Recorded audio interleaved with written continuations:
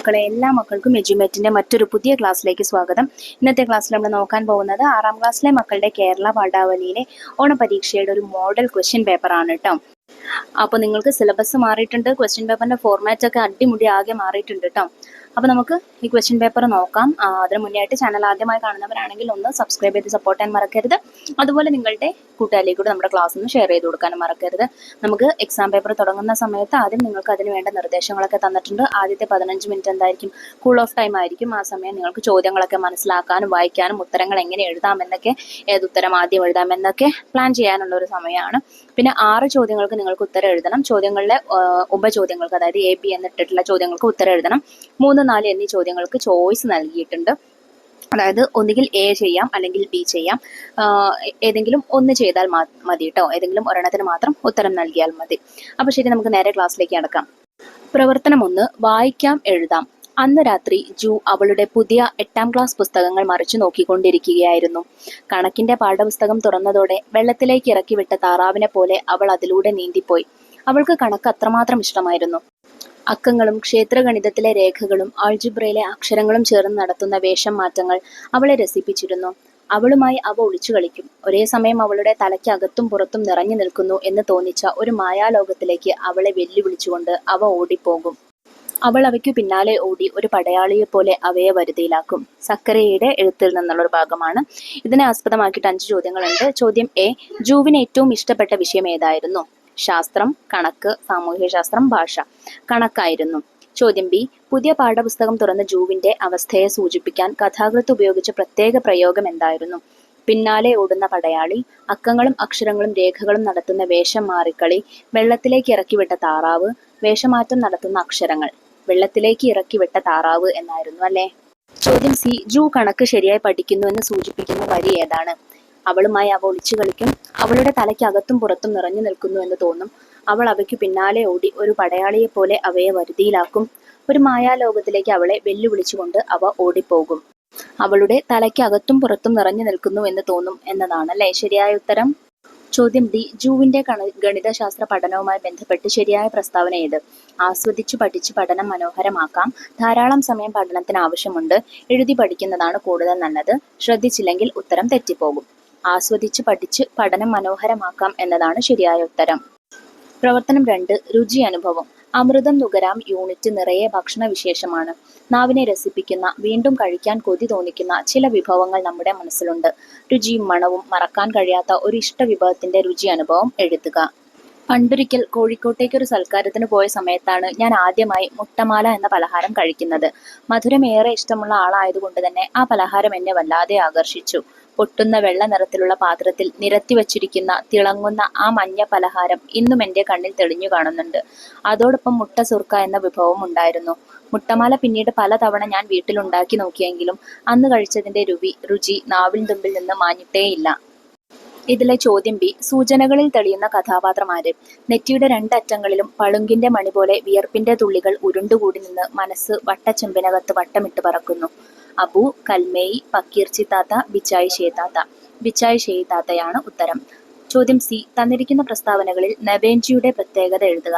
വർഷം മുഴുവൻ ലഭിക്കും. പുഴയിൽ നിന്ന് മുങ്ങിയെടുക്കണം. പ്രായമുള്ള പുരുഷന്മാരാണ് ശേഖരിക്കുന്നത്. വെയിലത്ത് വെച്ച് ഉണക്കി കഴിക്കാം. പുഴയിൽ നിന്ന് മുങ്ങിയെടുക്കണം എന്നതാണ് ശരിയായ ഉത്തരം. ചോദ്യം 3, പ്രതികരണക്കുറിപ്പ് അല്ലെങ്കിൽ വിശകലനക്കുറിപ്പ്. 3 A, പ്രതികരണക്കുറിപ്പ്. പലതരം ജോലികൾ നടന്നുകൊണ്ടിരിക്കുന്ന സമൃദ്ധമായ അടുക്കളയിൽ ആരോ ഒരാൾ വിശന്ന് നിലവിളിച്ചു കൊണ്ടിരിക്കുന്നുണ്ട്. ഭക്ഷണത്തിന്റെ നടുവിലും വിശക്കുന്നവർ ഉണ്ടാകുമോ? എന്താണ് കാരണം? പാഠഭാഗത്തെ ആശയവും നിങ്ങളുടെ അഭിപ്രായവും ചേർത്ത് പ്രതികരണക്കുറിപ്പ് തയ്യാറാക്കുക. നമ്മുടെ വീടുകളിൽ ഒരു ശമ്പളവും പ്രതീക്ഷിക്കാതെ നേരം പുലർന്ന് അന്ത്യാവോളം പണിയെടുക്കുന്ന അമ്മമാരെയാണ് ഇവിടെ പറഞ്ഞിരിക്കുന്നത്. നേരം വെളുത്തു കഴിഞ്ഞാൽ പിന്നെ അമ്മമാർക്ക് വിശ്രമമില്ല. മുറ്റത്തും അകത്തുമൊക്കെയായി എണ്ണമറ്റ ജോലികൾ ഉണ്ടെങ്കിലും അടുക്കളയിലെ ജോലികളാണ് അമ്മയെ ഏറെ തളർത്താറുണ്ടാവുക. രാവിലെ ഭക്ഷണം, ഉച്ചയ്ക്കുള്ള ഭക്ഷണം, 4 മണി പലഹാരം, രാത്രി ഭക്ഷണം, വിളമ്പിയവ വൃത്തിയാക്കൽ, ഇങ്ങനെ അടുക്കള പണികൾ നീണ്ടു പോകുന്നു. അടുക്കളയിൽ സമൃദ്ധമായ വിഭവങ്ങൾ നിറഞ്ഞു നിൽക്കുമ്പോഴും അമ്മയ്ക്ക് വിശപ്പ് ബാക്കിയായിരിക്കും.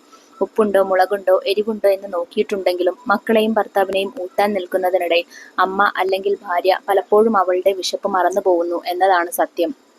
3 തന്നെയുള്ള B ക്വസ്റ്റ്യൻ, വിശകലനക്കുറിപ്പ്. അടുക്കളയിൽ എപ്പോഴും പണി ചെയ്തുകൊണ്ടിരിക്കുന്ന ആളാണ് അമ്മ. 2 കൈകൾ കൊണ്ട് എത്രയെത്ര പണികളാണ് ചെയ്തു തീർക്കുന്നത്. കുടുംബത്തിന് വേണ്ടിയുള്ള അമ്മയുടെ അധ്വാനം വിശകലനം ചെയ്ത് കുറിപ്പ് തയ്യാറാക്കുക. ഒരിക്കലും മറ്റൊരാൾക്കും പകരം വെക്കാൻ കഴിയാത്ത ഒരാളാണ് അമ്മ. നേരം പുലർന്നാൽ തുടങ്ങും അമ്മയുടെ അടങ്ങാത്ത ഒടുങ്ങാത്ത ജോലികൾ. പ്രാതലുണ്ടാക്കണം, അത് വിളമ്പണം, മുറ്റമടിക്കണം, അകം വൃത്തിയാക്കണം, തുടക്കണം, തുണികൾ അലക്കണം, മക്കളെ സ്കൂളിൽ വിടണം, ഭർത്താവിനെ ജോലിക്ക് വിടണം, ഉച്ചയ്ക്ക് ഭക്ഷണം ഒരുക്കണം, തുണികൾ ഉണക്കണം, ഉണങ്ങിയവ മടക്കണം, വൈകുന്നേരം മക്കൾക്ക് വേണ്ട പലഹാരം തയ്യാറാക്കണം, രാത്രി ഭക്ഷണം ഉണ്ടാക്കണം, വിളമ്പണം, പാത്രങ്ങൾ കഴുകണം. അങ്ങനെ എത്രയെത്ര പണികളാണ് അമ്മ ഒരു ദിവസം ചെയ്യുന്നത്. ഈ തിരക്കുകൾക്കിടയിൽ പല അമ്മമാരും പല സ്ത്രീകളും സ്വന്തം ജീവിതം ജീവിക്കാൻ തന്നെ മറന്നു പോകുന്നു. കൂലിയോ വരുമാനമോ ഒന്നും പ്രതീക്ഷിക്കാതെ, ചിലപ്പോൾ ഒരു നല്ല വാക്കുപോലും പ്രതീക്ഷിക്കാതെ എത്ര നിസ്വാർത്ഥയായാണ് ഓരോ അമ്മമാരും നമ്മുടെ അടുക്കളയിൽ ഒതുങ്ങിക്കൂടുന്നത്. അമ്മയുടെ ഈ അധ്വാനത്തിന്റെയും വിയർപ്പിന്റെയും ഫലമാണ് നമ്മുടെ ഈ സുഖജീവിതം എന്ന് തന്നെ നമുക്ക് പറയാം. ചോദ്യം 4, ഇതും ഒരു ഓർ ക്വസ്റ്റ്യൻ ആണ്. അതായത് ഏതെങ്കിലും ഒരെണ്ണം എഴുതിയാൽ മതി. 4ൽ എ, ഡയറി കുറിപ്പ്. തൊഴിൽ തേടി കേരളത്തിൽ വന്ന ഞാൻ മലയാളം പഠിച്ചു. ഇപ്പോൾ മലയാളം പഠിപ്പിക്കുന്നുമുണ്ട്. ഒപ്പം ഫാഷൻ ഡിസൈനറുമാണ്. മഞ്ഞപ്ര UP സ്കൂളിൽ തൊഴിൽ നൈപുണ്യ കേന്ദ്രം ഉദ്ഘാടനം ചെയ്തുകൊണ്ട് ദറക്സ പർവീൻ പറഞ്ഞ വാക്കുകൾ അഞ്ജുവിന്റെ മനസ്സിൽ മുഴങ്ങിക്കൊണ്ടിരുന്നു. എന്തൊരു മിടുക്കി കുട്ടി. അഞ്ജുവിന്റെ അന്നത്തെ ഡയറി കുറിപ്പ് എങ്ങനെയായിരിക്കും? എഴുതി നോക്കൂ. ഡയറി എഴുതുമ്പോൾ ശ്രദ്ധിക്കുക, ആദ്യം ഒരു ബോർഡർ വരയ്ക്കുക, എന്നിട്ട് തീയതി, ദിവസം അത് എഴുതുക കേട്ടോ. ഇന്ന് ഞങ്ങളുടെ സ്കൂളിൽ തൊഴിൽ നൈപുണ്യ കേന്ദ്രത്തിന്റെ ഉദ്ഘാടനം നടന്നു. ഒരുപാട് ആളുകൾ പങ്കെടുക്കുകയുണ്ടായി. പരിപാടിക്കിടെ ഒരു കാര്യം എന്നെ വളരെ അത്ഭുതപ്പെടുത്തി കളഞ്ഞു. ദറക്സ പർവീണായിരുന്നു പരിപാടി ഉദ്ഘാടനം ചെയ്തത്. ഒരു അന്യ സംസ്ഥാനക്കാരി ആയിരുന്നിട്ടും എത്ര മനോഹരമായാണ് അവർ മലയാളം സംസാരിക്കുന്നത്. എന്നെപ്പോലെ തന്നെ പല കുട്ടികൾക്കും അധ്യാപകർക്കും അത് അത്ഭുതമായി തോന്നി. തൊഴിൽ തേടിയാണ് അവർ കേരളത്തിലേക്ക് വന്നത്. ഇവിടെ വന്ന ശേഷം അവർ മലയാളം പഠിക്കുകയും ഇപ്പോൾ മലയാളം പഠിപ്പിക്കുകയും ചെയ്യുന്നുണ്ട്. എത്ര അഭിമാനകരമായ കാര്യമാണല്ലേ അത്. ഇന്ന് മലയാളികളായ നമുക്കിടയിൽ തന്നെ മലയാളം എഴുതാനോ വായിക്കാനോ അറിയാത്തവരാണ് പലരും. ആംഗലേയ ഭാഷയെ ആശ്രയിച്ച് ജീവിക്കുന്നവരും, ഇംഗ്ലീഷ് മീഡിയം സ്കൂളുകളിൽ മാത്രം അഡ്മിഷൻ എടുക്കാൻ വരി നിൽക്കുന്നവരും, ജോലിക്ക് ഇന്റർവ്യൂ പാസ്സാവാൻ സ്പോക്കൺ ഇംഗ്ലീഷ് പഠിക്കുന്നവരുമൊക്കെ ഇന്നത്തെ അവരുടെ പ്രസംഗം കേട്ടിരുന്നെങ്കിൽ എന്ന് ഞാൻ ഒരു നിമിഷം ചിന്തിച്ചുപോയി.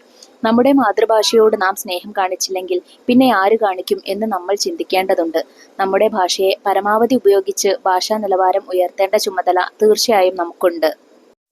4ാമത്തെ ചോദ്യത്തിലെ ഓർ ക്വസ്റ്റ്യൻ, കത്ത്. വിദേശത്ത് തൊഴിലെടുത്ത് ജീവിക്കുന്ന കോയയുടെ ചെറിയ വസ്തുക്കളും വലിയ ദുഃഖവും നമ്മൾ തിരിച്ചറിഞ്ഞു. കോയ എന്ന കഥാപാത്രത്തെ പരിചയപ്പെടുത്തിക്കൊണ്ട് സുഹൃത്തിനൊരു കത്ത് തയ്യാറാക്കുക. കത്ത് എഴുതുമ്പോഴും ആദ്യം ഒരു ബോർഡർ വരയ്ക്കുക. എന്നിട്ട് നമ്മൾ ഡയറിയിൽ തീയതിയും ദിവസവും ആയിരുന്നു ഇട്ടിരുന്നത്. ഇവിടെ സ്ഥലവും തീയതിയും ഇടുക. ഓക്കെ, സ്ഥലം, തീയതി. പ്രിയപ്പെട്ട മനുവിന്, നിനക്ക് സുഖം തന്നെയല്ലേ? ആണെന്ന് വിശ്വസിക്കുന്നു. പരീക്ഷയൊക്കെ ആവാറായില്ലേ? നിങ്ങൾക്ക് കേരള പാഠാവലിയിൽ പാഠം എവിടെ എത്തി? കഴിഞ്ഞ ദിവസമാണ് ഞങ്ങൾക്ക് കോയയുടെ ചെറിയ വസ്തുക്കൾ എന്ന പാഠം എടുത്തത്. അതിലെ കഥാപാത്രം ഇപ്പോഴും എന്റെ ഉള്ളിൽ തങ്ങി നിൽക്കുകയാണ്. നിന്നോട് അതേക്കുറിച്ച് പറയണമെന്ന് എനിക്ക് തോന്നി. അതാണ് ഞാൻ ഈ കത്തെഴുതുന്നത്. സാധാരണക്കാരിൽ സാധാരണക്കാരനായ ഒരു പ്രവാസി കഥാപാത്രമാണ് ഇതിലെ കോയ. അദ്ദേഹത്തിന്റെ ഭാര്യ പ്രസവിച്ചു കഴിഞ്ഞപ്പോൾ കുഞ്ഞിനൊരു വസ്ത്രം വാങ്ങി പാഴ്സൽ അയക്കുന്നതാണ് കഥയിൽ പറയുന്നത്. 14 വർഷങ്ങൾക്ക് ശേഷമാണ് അവർക്കൊരു മകൻ ജനിക്കുന്നത്. ആദ്യം പിറന്ന മകൻ ട്രെയിൻ തട്ടി മരിച്ചതാണ്. അദ്ദേഹത്തിന്റെ ആ വേദനയും ഇപ്പോൾ മകൻ ജനിച്ചതിലുള്ള സന്തോഷവും അവനെയും ഭാര്യയും കാണാൻ സാധിക്കാത്തതിലുള്ള സങ്കടവും എല്ലാം ഈ കഥയിലുണ്ട്. മകനും ഭാര്യയ്ക്കും വാങ്ങിയ ഡ്രസ്സ് തപാല് വഴി അയക്കാൻ പണം തികയാത്തതിനാൽ ഭാര്യയ്ക്കുള്ള ഡ്രസ്സ് വിറ്റ് മകന്റേത് മാത്രം അയക്കാം എന്ന അദ്ദേഹത്തിന്റെ വേദനിക്കുന്ന മനസ്സ് എന്നെ വല്ലാതെ വേട്ടയാടി. ആ കുപ്പായം വിൽക്കാൻ പറ്റാത്തതിലുള്ള വിഷമവും എന്നെ തളർത്തി. നീ എന്തായാലും ആ കഥ വായിക്കണം കേട്ടോ. തീർച്ചയായും നിനക്ക് ഇഷ്ടമാവും. വായിച്ചിട്ട് വിവരം എന്നെ അറിയിക്കണേ. സ്നേഹത്തോടെ, ഫയാസ്. ചോദ്യം 5, താരതമ്യക്കുറിപ്പ്. എത്ര മഴയാണെങ്കിലും സ്കൂൾ വിട്ടാൽ ഒറ്റയോട്ടമാണ്. കുടയൊന്നും ഉണ്ടാവില്ല. നനഞ്ഞോടും. ഉള്ളിലെരിയുന്ന വിശപ്പ് ഓട്ടത്തിന് ശക്തി കൂട്ടും. ഇലയിൽ കുടഞ്ഞിട്ട പുഴുക്കിന്റെയും വെളിച്ചെണ്ണയൊഴിച്ച കാന്താരി ചമ്മന്തിയുടെയും ചൂട് കട്ടൻ കാപ്പിയുടെയും മണങ്ങൾ ഒന്നിച്ചെത്തി പടിക്കൽ നിന്ന് വീട്ടിലേക്ക് കൂട്ടിക്കൊണ്ടുപോകും. പ്രധാന ലക്ഷ്യമായ അടുക്കളയിലേക്ക് എത്തി നോക്കും. പിന്നെ ഒരൊറ്റ പാച്ചിലാണ്. കുളിച്ചെന്ന് വരുത്തി ഇലക്കീറ്റിലെടുത്ത പുഴുക്കുമായി നേരെ ഉമ്മറത്തേക്ക്. മുറ്റം വിഴുങ്ങുന്ന മഴത്തുള്ളികളെ നോക്കിയിരുന്ന് എരിവുള്ള ചൂടിനെയും ചൂടുള്ള മധുരത്തെയും ഒന്നിച്ച് നാവ് ഏറ്റുവാങ്ങും. ഇതിനൊക്കെ പുറമെ നനുത്ത കുളിരായ മുത്തശ്ശിയുടെ സ്നേഹവും. ബാല്യകാലത്തെ ഓർമ്മകൾ പങ്കുവച്ചതാണ് ഒരു കൂട്ടുകാരി. നിങ്ങൾ പഠിച്ച കോയക്കട്ട എന്ന പാഠഭാഗവുമായി ബന്ധപ്പെടുത്തി താരതമ്യക്കുറിപ്പ് തയ്യാറാക്കുക. രുചിയുടെയും സ്നേഹത്തിന്റെയും ഭാഷയാണ് ഈ വായന നമുക്ക് നൽകുന്നത്.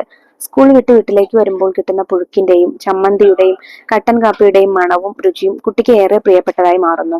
മുത്തശ്ശി സ്നേഹത്തോടെ വിളമ്പുന്ന ഈ രുചിക്കൂട്ടിൽ ലയിച്ചിരിക്കുന്ന കുട്ടിയെ നമുക്കിതിൽ കാണാം.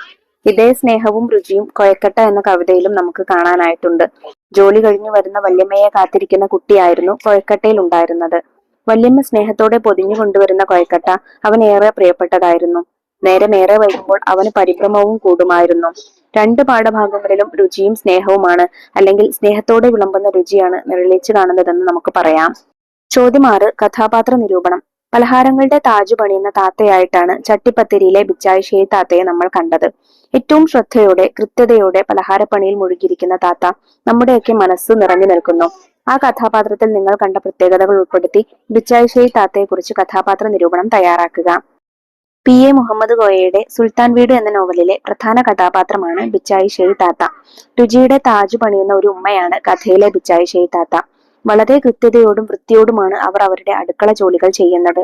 ബിച്ചായി ഷെയ് താത്ത ഉണ്ടാക്കുന്ന ചട്ടിപ്പത്തിരിയുടെ മണവും രുചിയും വായനക്കാരായ നമുക്ക് കൂടെ ലഭിക്കുന്നുണ്ട്. തന്റെ കാലശേഷം മക്കൾക്കു കൂടെ ഈ കഴിവ് പകർന്നു കിട്ടാനായി തന്റെ മക്കളെയും പേരമക്കളെയും അവർ ചട്ടിപ്പത്തിരി ഉണ്ടാക്കാൻ കൂടെ നിർത്തുന്നുണ്ട്.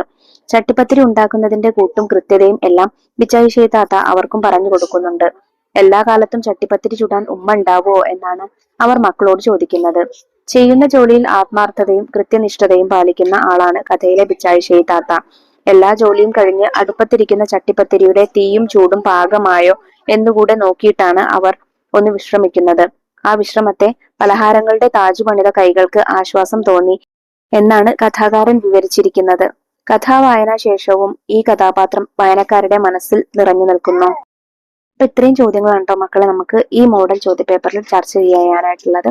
ചോദ്യവും അതിന്റെ ഓരോ ആൻസറും എങ്ങനെയാണ് വരുന്നത്, പ്രധാനപ്പെട്ട ചോദ്യങ്ങൾ ഏതൊക്കെയെന്നൊക്കെ മക്കൾക്ക് മനസ്സിലായിട്ടുണ്ടെന്ന് വിശ്വസിക്കുന്നു. വീഡിയോ ഉപകാരപ്രദമായിട്ടുണ്ടെങ്കിൽ നിങ്ങളുടെ കൂട്ടുകാരിലേക്ക് കൂടെ നമ്മുടെ ക്ലാസ് ഒന്ന് ഷെയർ ചെയ്ത് കൊടുക്കണേ. അതുപോലെ ചാനൽ ഒന്ന് സബ്സ്ക്രൈബ് ചെയ്യാനും മറക്കരുത്. ഇന്നത്തെ ക്ലാസ്സിനെ കുറിച്ചുള്ള അഭിപ്രായങ്ങൾ കമന്റ് ബോക്സിലൂടെ അറിയിക്കാനും മറക്കരുത്. അപ്പൊ ശരി, അടുത്ത ക്ലാസ്സുമായി വീണ്ടും കാണാം. താങ്ക്